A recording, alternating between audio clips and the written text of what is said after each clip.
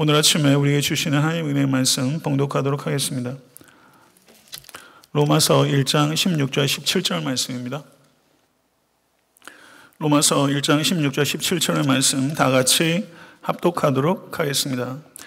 내가 복음을 부끄러워하지 아니하노니 이 복음은 모든 믿는 자에게 구원을 주시는 하나님의 능력이 됨이라. 먼저는 유대인에게요 그리고 헬라인에게로다. 복음에는 하나님의 의가 나타나서 믿음으로 믿음에 이르게 하나니 기록된 바 오직 의인은 믿음으로 말미암아 살리라 함과 같으니라. 아멘. 하나님의 말씀입니다. 로마서 1장 16절에서 17절은 로마서 서론 1장 1절부터 17절까지 이어지는 로마서 서론의 절정에 해당하고 로마서 전체의 주제를 함축하고 있는 주제부다 이렇게 볼 수 있습니다. 마치 꽃잎을 오므리고 있는 꽃봉오리처럼 이 로마서 1장 16절 17절의 이 꽃봉오리에는 복음, 구원, 하나님의 의, 그리고 믿음이라는 4개의 꽃잎들이 있습니다. 그리고 1장 18절부터 이어지는 로마서의 본론에서 이 꽃봉오리들이 만개하면서 그 한 가지 한 가지 꽃잎들에 대해서 사도 바울은 설명하고 선포하게 될 것입니다. 로마서 1장 16절 17절을 많은 신학자들과 목회자들이 복음의 심장이다 이렇게 표현했는데 저는 결코 과장이라고 생각하지 않습니다.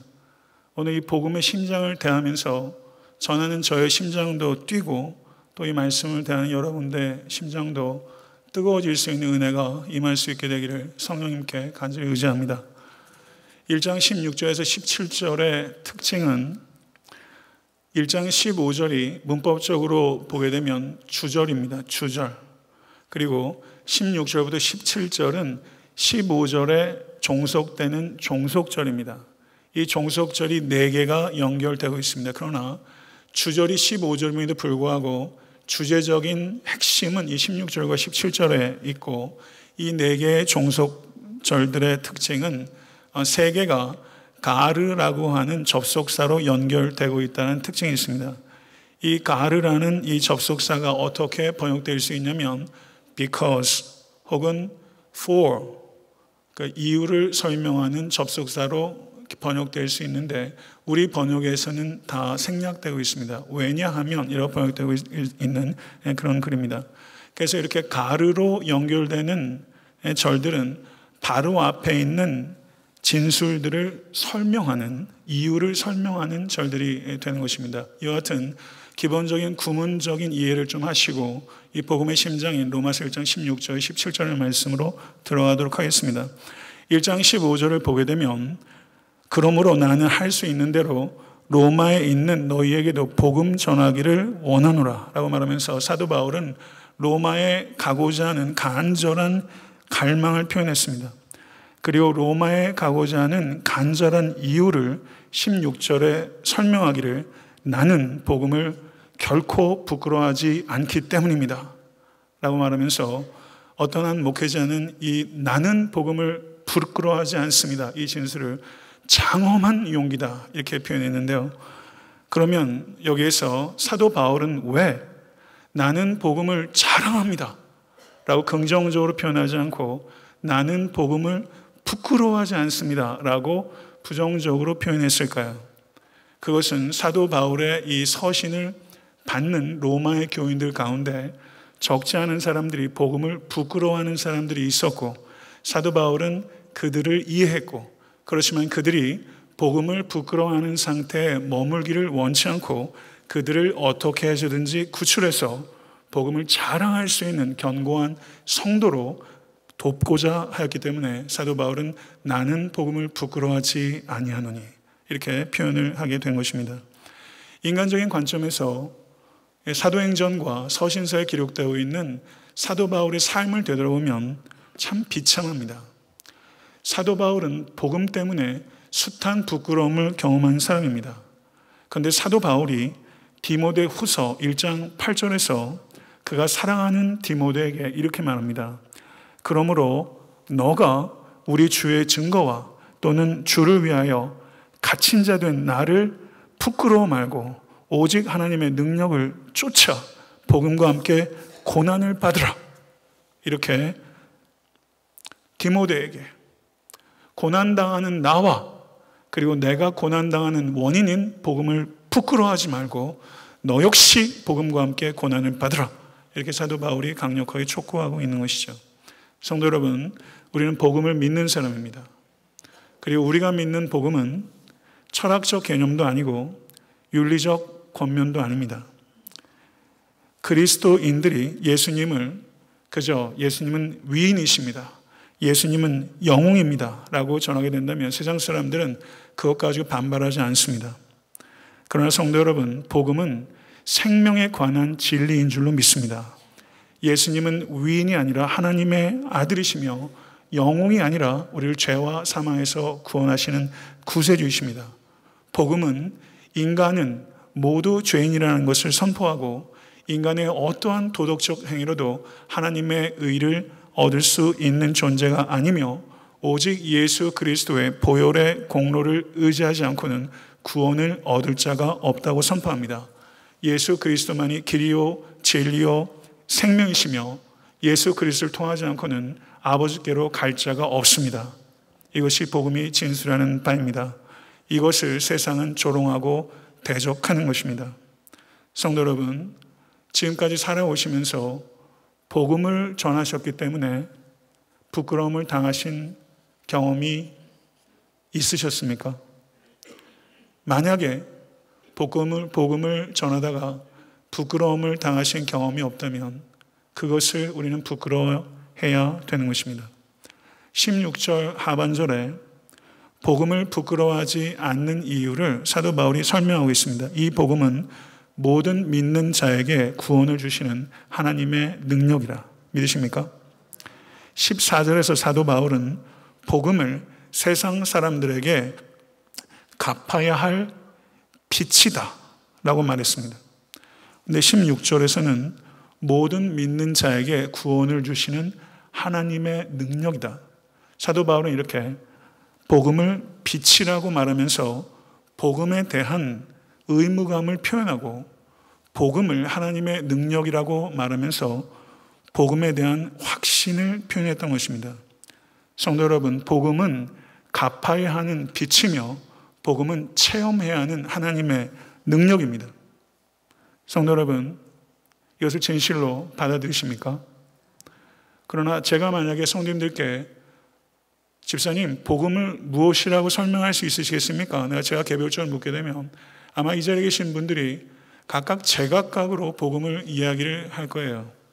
그러나 성도 여러분, 저는 오늘 이 시간 복음을 성경적으로 어떻게 정의할 수 있는가, 그것에 대해서 생각을 해보고자 합니다.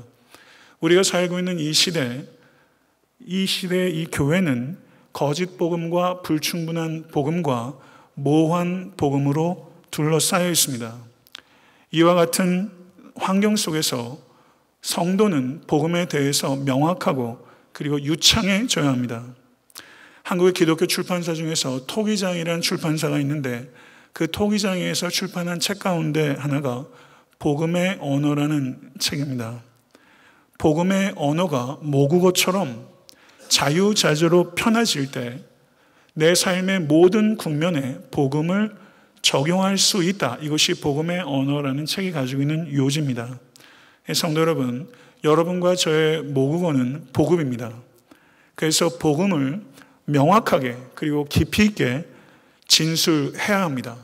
그리고 복음을 성경에서 가장 명확하고 깊이 있게 진술하고 있는 권이 바로 로마서고, 로마서 중에서 복음의 심장이라고 말할 수 있는 부분이 바로 1장 16절 17절입니다.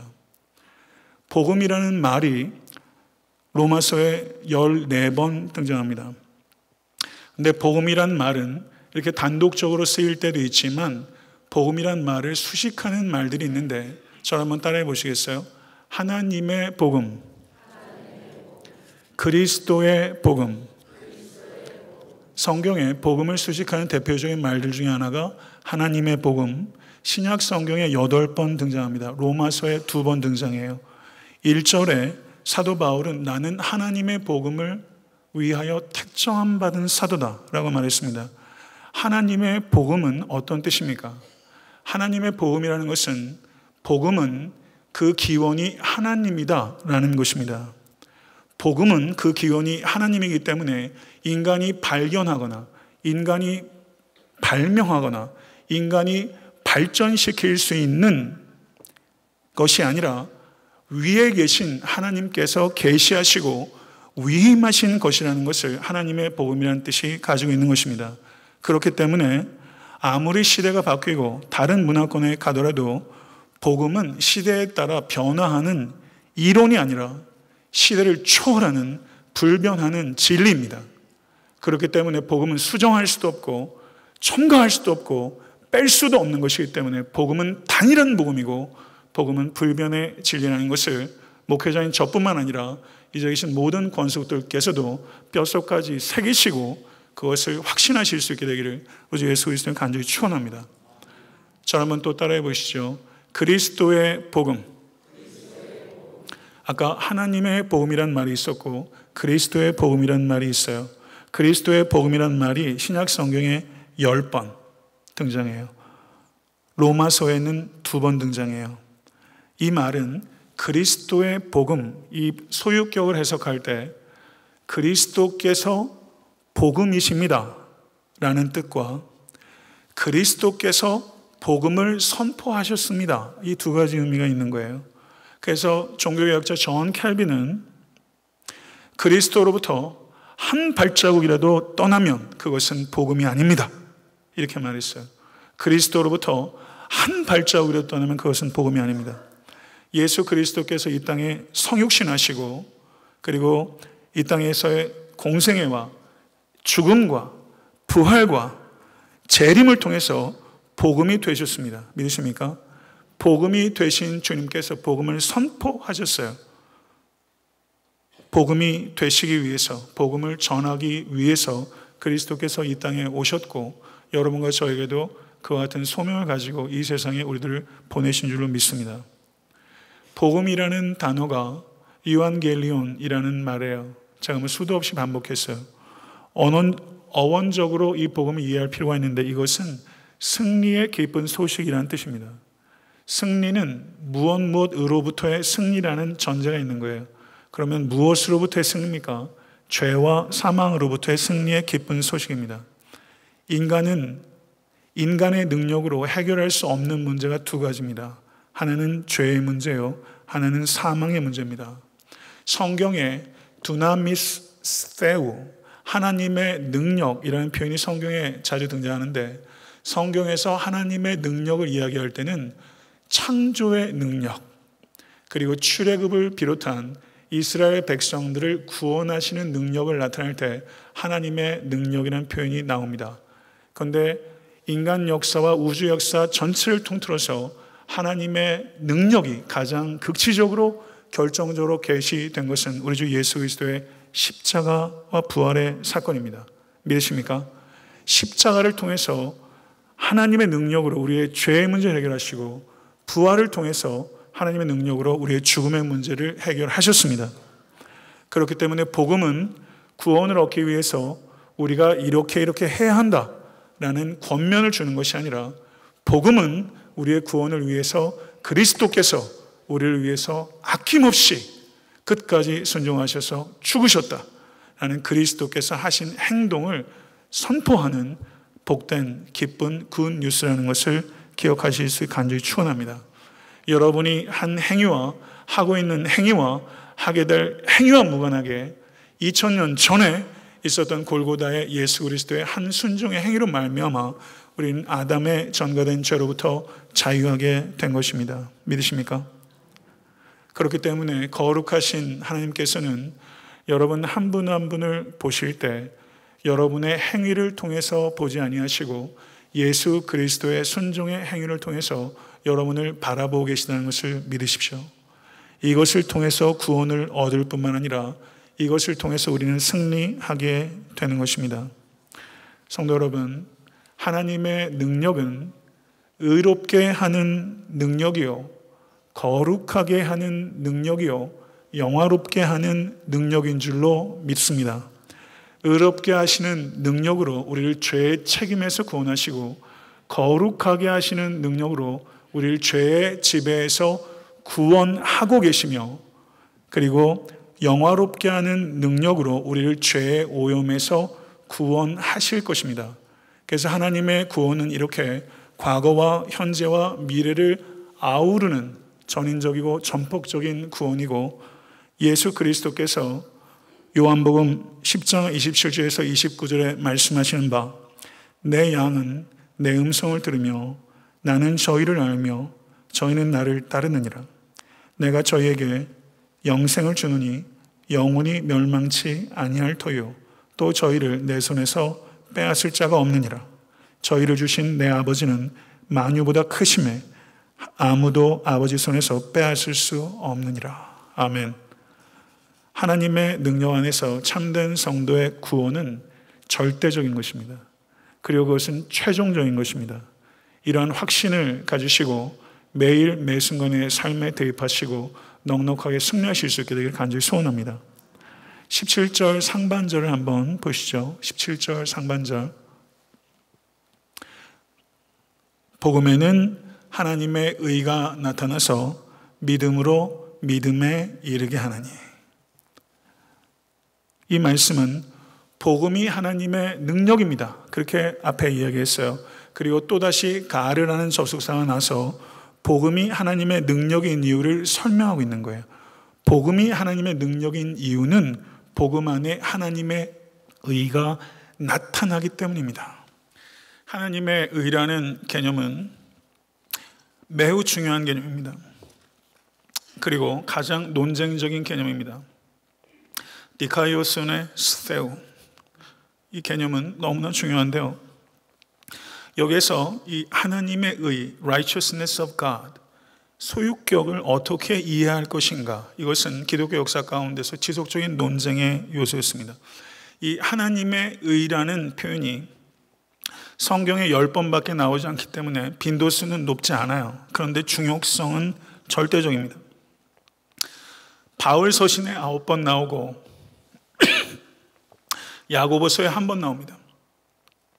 그리고 바울 서신 중에서 로마서에 8번 나오고 고린도 후서에 1번 등장합니다. 로마서 1장 17절에 처음 등장하고 로마서 3장에 집중적으로 등장합니다. 로마서 3장 5절, 21절, 22절, 25절, 26절에 3장에만 5번 등장해요. 신약 성경 전체에 10번, 로마서에 8번, 로마서 3장에 5번 등장해요. 그러면 이 하나님의 의는 무엇인가? 유대인이나 헬라인이나 다 죄 아래에 있다고 우리가 이미 선언하였느니라.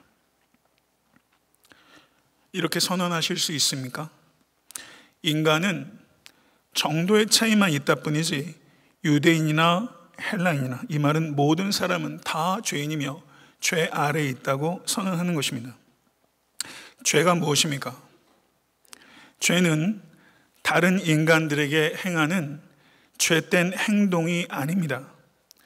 성경에서 말하는 죄는 다른 인간들에게 행하는 죄된 행동을 이야기하기 전에 하나님을 찾지 않고 하나님을 두려워하지 않는 인간의 죄된 태도가 죄입니다. 하나님에 대한 죄된 태도에서 인간을 향한 죄된 행동은 자연스럽게 나타날 수밖에 없는 것입니다. 그래서 하나님을 향한 죄된 태도를 불경건이라고 하는 것이고, 인간을 향한 죄된 행동을 불의라고 사도 바울께서 로마서 1장 후반절에서 이야기를 했어요. 그렇기 때문에 죄는 도덕적 용어 혹은 법률적 용어가 아니라 영적인 용어입니다. 행위에 있어서 딱히 흠잡을 것이 없는 사람임에도 불구하고 하나님을 찾지 않고 하나님을 두려워하지 않는 인간은 어떤 의미에서는 가장 돌이키기 어려운 죄인이라는 것을 성경은 이미 그렇게 선언하고 있는 것입니다. 그러나 성도 여러분, 여러분들께서 이렇게 세상 사람들에게 말을 하게 되면 세상 사람들은 그와 같은 이야기를 극도로 혐오합니다. 이러한 혐오하는 세상 사람들을 향해서 제가 예전에도 말씀드린 바 있지만 영국 성공회 헨리 모울 주교의 말은 저는 대단히 적절한 비유라고 생각합니다. 이 비유를 좀 생각하셔서 전도하실 때 활용하십시오. 헨리 모울 주교가 이런 말을 했어요. 창녀, 거짓말쟁이, 살인자들은 하나님의 영광에 미치지 못합니다. 하지만 당신도 마찬가지입니다. 그들은 갱도의 제일 밑바닥에 서 있고 당신은 높은 산의 꼭대기에 서 있을지 모르지만 당신이나 그들이나 별에 손이 닿을 수는 없는 것입니다.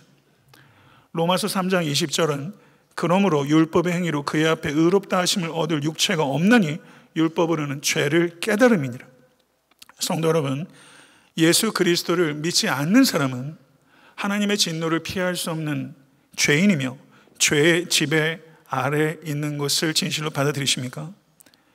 인간의 진정한 가치는 죄인이라는 것을 부정할 때 주어지는 것이 아니라 죄인인 것을 정직하게 인정하고 회개할 때 주어진다는 것을 진실로 받아들이실 수 있게 간절히 바랍니다.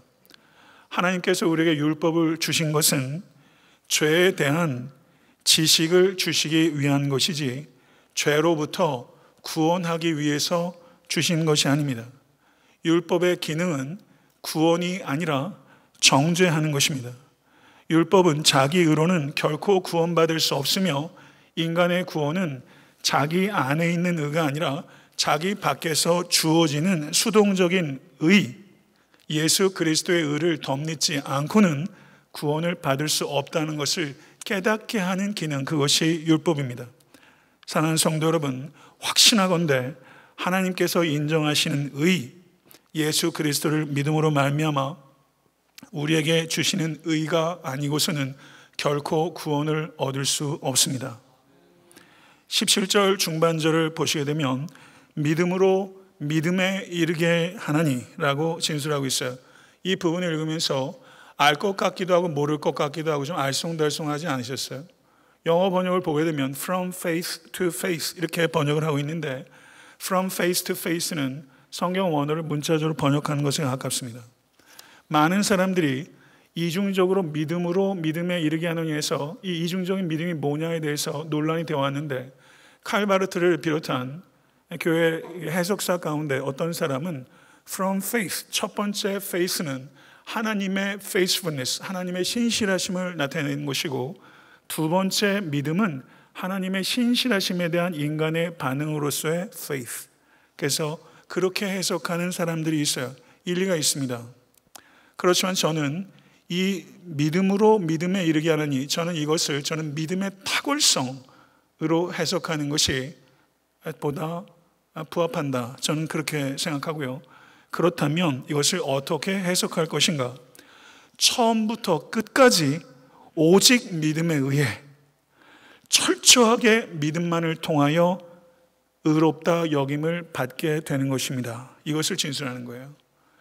처음부터 끝까지 철저하게 오직 믿음으로 인하여 의롭다 여김을 받게 되는 것이다. 이것을 사도 바울이 이야기를 하는 것이고 NIV 번역을 보게 되면 이와 같은 의미를 살려서 번역을 했어요. 그래서 NIV 번역은 All righteousness that is by faith from first to last 이렇게 번역하면서 처음부터 끝까지 오직 믿음에 의해서 인정받는 의 이렇게 번역하고 있습니다.